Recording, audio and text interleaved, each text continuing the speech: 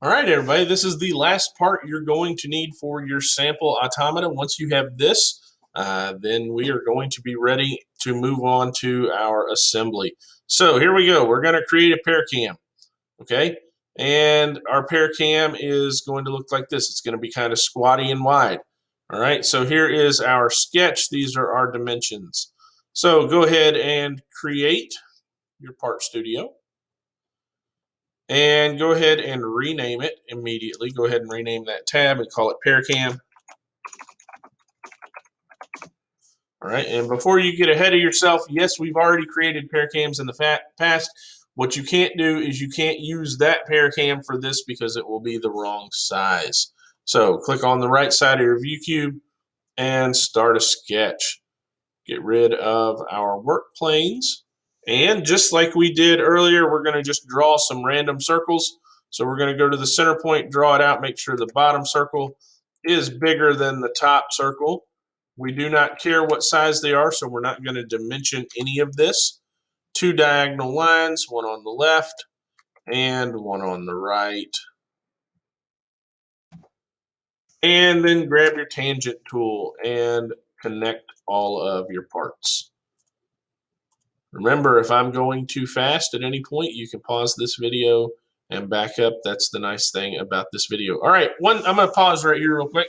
So as you can see, it looks like all of our lines are touching, okay? But I know that my shape is not complete because I have this big white space. Okay, so even though it looks like all my lines are touching, you want to, and even if you get a grayed out space because this one intersects because it overlaps, you still want to go through the process of putting everything tangent to each other. So be sure to do that no matter what. That way you know that everything is connected exactly where you want it to be and that you don't end up with some kind of funky shape in the end.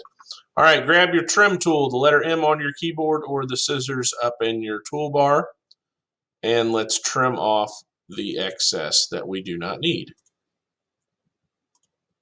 All right, now we're going to dimension, and we're going to dimension our radiuses first. So the top radius is 0.375 and the bottom radius is 0.75. So I'm going to grab my top radius, 0.375. Looks like we almost nailed it there. And 0.75 at the bottom. All right, so we end up with a little bit of a skinny one. All right, now I'm going to dimension center point to center point, and I know that that is 0.75 inches. That's going to give me a nice little squatty looking Pear cam. All right, now I'm going to draw a center point rectangle right here in the middle, and it's going to be 0.25 by 0.25. And that will be perfect for my axle to slip through. Green check, throw it into isometric mode, and when I extrude, I'm going to click on the gray part outside of my square to make sure that I'm extruding everything except for that square. Make it symmetric and extrude it 0.25 inches. Green check it. Rename your part. Pear cam.